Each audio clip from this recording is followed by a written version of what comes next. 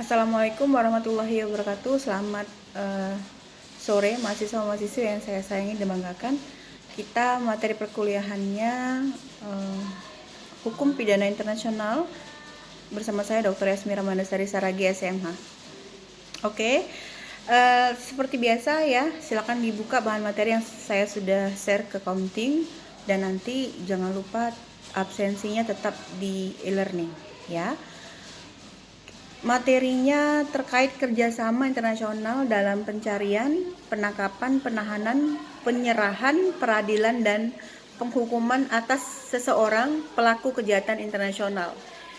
Jadi itu dikenal dengan namanya ekstradisi, ya. Ada juga yang namanya ekstradisi terselubung, ya. Sebelum masuk ke sini, saya akan membahas mengenai yurisdiksi dulu ya. Yurisdiksi kriminal negara-negara dalam hukum internasional. Jadi yang pertama itu ada yurisdiksi kriminal berdasarkan asas teritorial, kemudian berdasarkan asas ekstrateritorial, berdasarkan asas kewarganegaraan aktif, berdasarkan asas kewarganegaraan pasif, dan berdasarkan asas perlindungan, serta berdasarkan asas universal. Jadi ternyata untuk membahas mengenai yurisdiksi ini terkait juga dengan asas-asas yang ada diatur dalam hukum pidana internasional. Kemudian terkait ekstradisi. Nah, kita sudah pernah membahas terkait ekstradisi ya. Jadi untuk poin globalnya di sini dibahas mengenai prosedur ekstradisi ini, lalu ada asas-asas ekstradisi. Jadi dianut beberapa asas, diantaranya ada asas kejahatan ganda atau double criminality principle ya. Lalu ada asas kekhususan, rule of speciality. Kemudian ada asas tidak mengekstradisi warga negara. Ada asas tidak mengekstradisi pelaku kejahatan politik. Kemudian ada asas nebis in idem ya. Ini sudah pernah kita bahas juga. Kemudian ada asas kadaluarsa. Jadi kalau kadaluarsa itu ada beberapa perkara-perkara yang kadaluarsa diatur juga di dalam KUHP ya. Lalu dia ada asas selanjutnya ada ekstradisi terselubung ya. Ternyata ada juga ya ekstradisi terselubung ya. Contohnya bagaimana? Ini ada beberapa. Mungkin Bapak Ibu pernah mendengar yang namanya istilah pendeportasian. Ini kalau film-film barat ya, sering ini film-film seperti penculikan di luar negara, di luar negeri gitu ya. Nah ini sering membahas mengenai deportation ya, pengusiran ya, expulsion. Lalu ada penyerahan secara langsung atas orang pelaku kejahatan di wilayah perbatasan.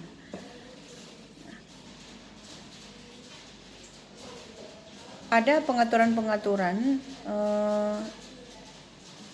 di luar batas wilayah dari suatu negara, polisi atau pihak yang berwajib tidak boleh keluar dari sana untuk mengejar pelaku atau tersangka tindak pidana. Ya. Kemudian ada pengambilan secara paksa atas seorang pelaku kejahatan dengan persetujuan dari negara tempatnya berada. Lalu ada penculikan, istilahnya abduction. Lalu ada pengambilan secara paksa atas seorang pelaku kejahatan tanpa pengetahuan ataupun persetujuan dari negara tempatnya berada. Nah ini poin yang terakhir ini sangat beresiko ya. Tentu yang dikatakan pengambilan secara paksa ya, tanpa izin atau sepengetahuan dari negaranya, nanti efeknya akan timbul ketika negara tersebut keberatan terhadap perlakuan dari negara yang telah mengambil warga negaranya secara paksa. Ya, tentu perlu diselidiki juga latar belakangnya, kronologinya. Apakah warga negara itu melakukan tindak pidana?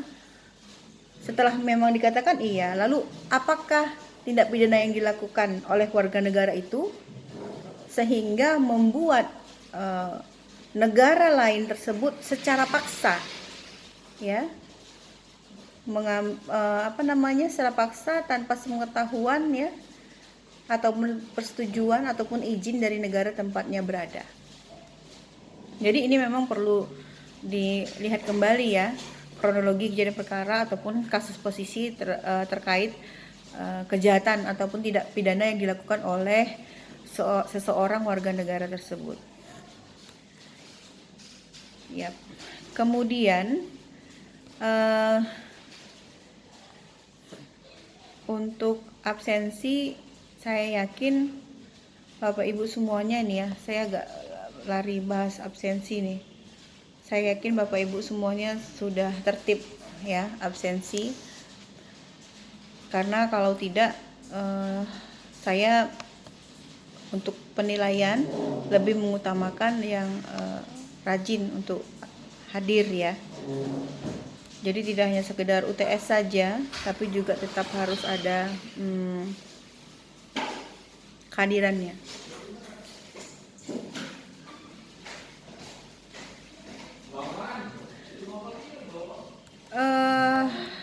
Untuk subjek hukum internasional ada berapa, ya? Ada beberapa. Jadi pertama itu negara, ya. Ada rakyat, ada pemerintahan yang berdaulat, ada pengakuan, gitu, ya. Jadi dari unsur-unsur negara tadi ada beberapa macam, ya, bentuk-bentuk negara. Lalu ada juga selain negara, subjek itu ada organisasi internasional. Kemudian ada